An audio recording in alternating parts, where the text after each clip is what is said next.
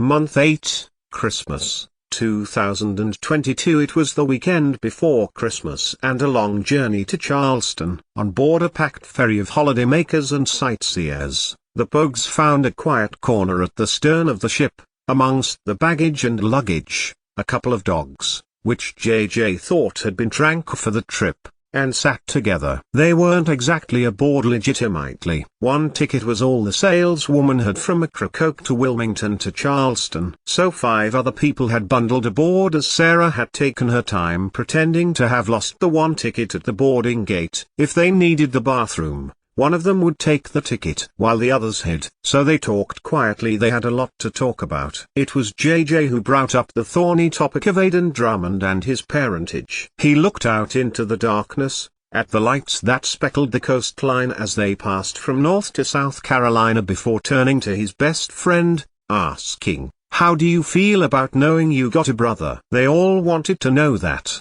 and 5 pairs of eyes fixed themselves onto John B's face, which was impassive. "I haven't really thought of it," he replied. "In all of this, after everything we've been through, it seems unreal." Your old man and Carla Limbri, though, figures why he was hiding down at her place all those months. "Just saying, man," Pope put in. This got him a groan from the Pogues of, "Nah.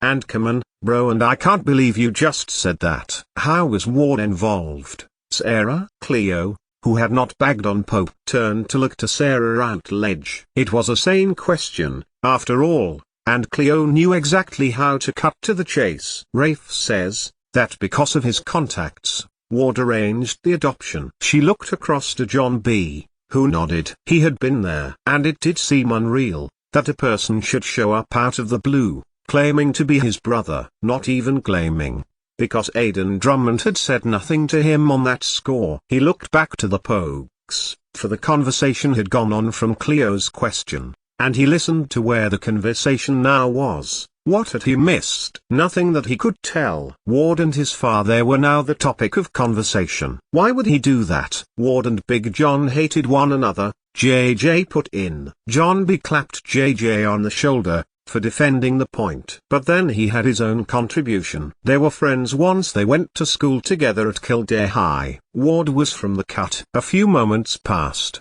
as the surge of the sea reverberated through the ferry's hull. Mild weather. How long would that last? The storms began around now, sometimes just after Christmas, and made the tropical Outer Banks into a maelstrom of chaos. "No way." JJ was looking at him, but it was Sarah who spoke. "It's true," she smiled. "A lot of our folks were different then. Take your mom." She glanced to Key, "and your dad," looked at JJ. "An item?" Cleo asked. Key and JJ gave each other a look. Sarah, who looked as if she were about to elaborate, said nothing. "So, what are we doing then?" Pope asked, coming out of social quarantine, and asked the Pogues, "Trying to find Aiden Drummond because he is your brother, John B., or because he is Carla Limbri's son, or because of the gold? Because Rafe's trying to have him killed," Cleo put in. She smiled at the disapproving looks she was getting. "Am I wrong, guys?" Eyes began to fix now upon Sarah. "You think?" John B. put in, dismissively, holding up a hand as the ferry pitched more intensely around them, and stopped a buggy from falling on them. They were in the open sea now, an hour away from Wilmington. "Oh, come on, Sarah, girl," Cleo exclaimed. "You must know." "Ya know?" "'Cause I do." She watched the incredulous faces look back at her. "Because I talk to people," Cleo added. If she was being defensive, the Barbadian's laid-back voice betrayed nothing. "And I heard Barry Ortego has taken money from your brother to kill this kid." "Seriously?" The exclamation came from JJ, who turned within half a second to look at Sarah again. "No, don't give me that. You must have known." "I did not," Sarah protested back. "And why do you care too much, anyway? You've gone and had 2 fights with the guy, and you've threatened him with a gun, and he's wanted by the cops. Now suddenly, you care." "Man, I care for John B.," JJ told them all, the defensiveness still there, despite his efforts to hide it. "He's John B.'s brother, that means." The thoughts were fast, but JJ Maybank managed to deliver them smoothly, with a touch of swagger. "You, my friend, are related to the guy who finds Blackbeard's treasure, and boy won't we want to reward you for helping him." "Really, JJ?" he scoffed. "That's what you're here for?" "Well, sure," JJ replied, lazily. "Let him do all the work and we can swoop in and help. Gotta be better than being hunted by Autogo, or the cops." "Then you can talk to him, John B. if you wanna, that is." He clapped John B on the back. "Don't you think, with $500 million in gold he could make himself disappear?" he pointed out. "Well," said JJ, leaning back, hands behind his head, relishing the secret he had kept for the best part of 2 months, then burying it deeply into his brain. "We'd best make sure we get our cut before he does, hadn't we?" 88,888,888 Uncle. Vanity or foolishness had brought Aidan Drummond to the door of the mansion on King Street. Like all southern streets of a particular era, its pastel flat front and neat lines told its age and its prominence. His mother's house did not belong to Renfield Limbury, though. All ownership had passed to trust. Renfield had continued to keep house, though he had a vested interest somewhere, for he was the illegitimate child of Carla's father, Carla's half-brother. Legally, he inherited nothing. Morally,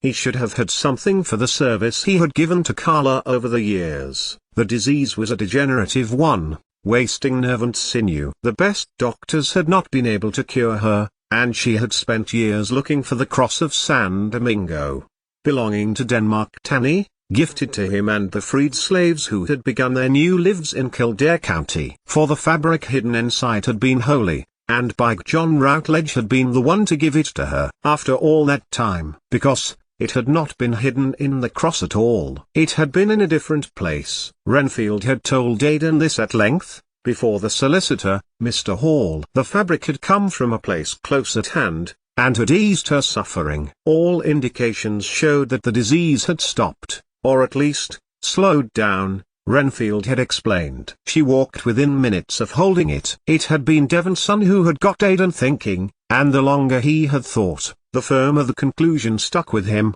The cloth, Blackbeard's voyage to Charlestown, the efforts he had gone to ensure his crew were healed. Could it not be the same thing? Aidan had seen the cloth, quite plain, quite unassuming. But on the island of Guadeloupe it had made his mother well. That cloth, Aidan concluded, had been the same that Blackbeard had desired, ransoming a good deal of Charlestown for it. Uncle Renfield knew more than he was letting on. But he did not know about the sovereign. Or, at least, Aidan didn't think so. She would just have to trust him, with the promise that wealth would be shared. "You think that's a good enough plan?" Aidan's uncle, having stood open-puffed at the door, had finally let him in, and made the effort of cooking a supper of eggs, toasted bread, and ham. Aidan had marveled at the oranges growing on the trees in the garden, and Renfield had remembered, and went out to bring them in for him. A trickle of doubt filled Aidan's stomach as he remembered that he alone had the power to give Uncle Renfield the house. But he hadn't.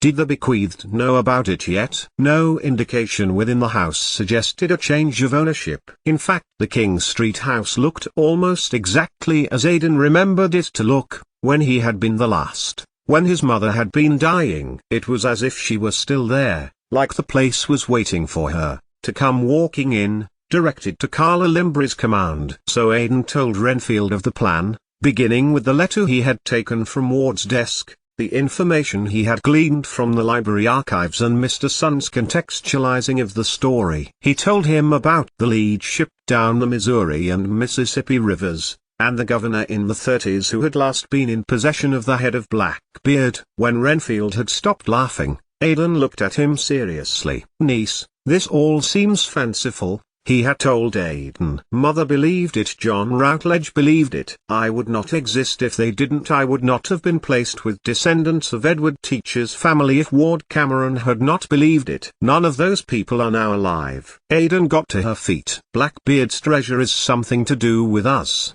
with the Limburys," she told her uncle. "If we work together, we can find it." "Take this back," Renfield advised, gesturing to a room across from the kitchen diner. Aidan had agreed that, as it was Christmas night, It would be fruitless to go walking back to the ferry terminal only to wait a day before a ferry was available. You know Rafe Cameron is livid about it going missing. He leaned towards Aidan and tapped her on the shoulder. But yes, I have thought long and hard about this. He sighed, and looked out of the plate glass windows to the garden beyond. Even in the wake of the daylight, the outline of the slave quarters could still be seen against the indigo sky. So much effort to make the place look attractive. For what? For whom? Not for the slaves. That was a sure bet. Yes, each time I try to deny it, and say there is nothing in it, it comes back to my mind. Renfield smiled, and Aidan returned the smile. Merry Christmas, niece, he concluded, and showed her the modest guest room. What a turn-up. He could, at least, keep Adeline Limbury alive until the treasure was found. It would make up for what they had both lost when Carla had died. He had, then, a legitimate reason to oppose Rafe Cameron. Merry Christmas, Uncle. Especially when Adeline pressed Ward's letter into his hand. He had the information now. It was her stay of execution, so to speak. Oh yes, she was useful. But she needed to get back to Tannehill, ingratiate herself again with the so-called bogue punks, and get the cloth that Big John Routledge had taken with him, when Carla had died. If she did that, and proved useful enough to get to the gold, then his sister's brat might get to live. 88,888,888. A second letter arrived at the Hayward house. It was cold, and Mr. Hayward was just closing up the shop for Christmas Eve. One day off, and then on 26th, he would be back open again at 6 a.m. Do you know where Pope is at?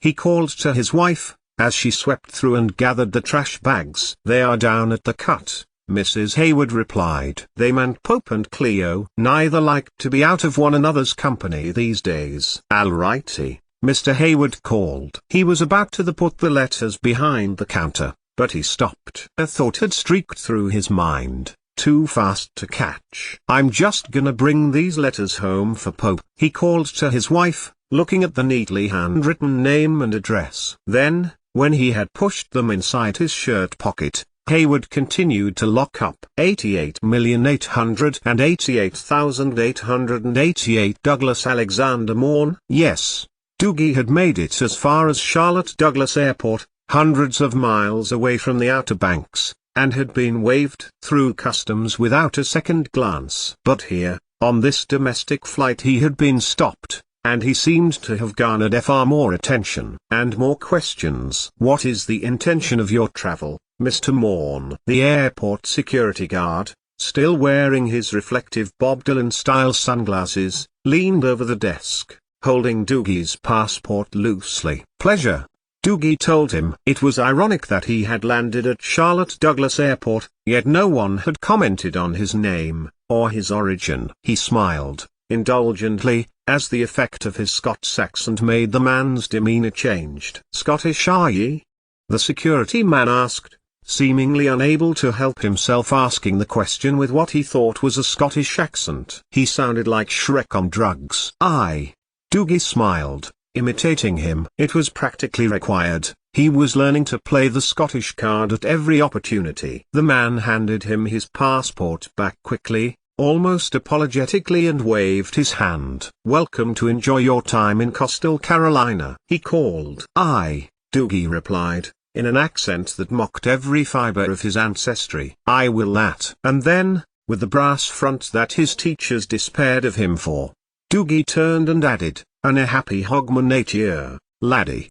Before strolling off, his hand luggage, simply a holdall with a change of clothes in it, money and passport, slung over his shoulder. Your mother would have wiped the floor with you, Adeline would have told him, had she been beside Doogie. He missed her so much it had compelled him to take the money she had given him, that had been her parents' inheritance, bike money, and had travelled to London and got a direct flight from Heathrow to Charlotte Douglas. She had called him, as she said she would, when she had found what she was looking for. And what she was looking for was, as Doogie had known almost from the first second that he had known her, as she sat and dug in the playgroup sand when they were both 4 years old, was gold. Not just any gold. This gold was buried deeply, not in the earth, but in her family ancestry. It had devastated Adeline so much to discover she was adopted that she went off the rails. Doogie, who had run errands for his family since the age of 13, had found her once, trying to steal a boat from the banks of the Severn, a Neil Fisher boat that had got her entangled in the frames. They had both run, and been inseparable since then, despite the Drummonds and the Morns' best efforts. Kildare County, that was where the call had been traced from, thanks to his cousin who worked for the British Police National Computer. Not reliably, so it would seem, from his manager's point of view. Jason hadn't been caught yet. Doogie had heard the call back as Jason had replayed it for him, and it had broken his heart. She had sounded so unhappy. "I'll find you," Doogie said, as he left the airport gates and headed for the information desk. Kildare County. It was by the coast, that he knew, at least. "It's your treasure, and I'm coming to help you find it,"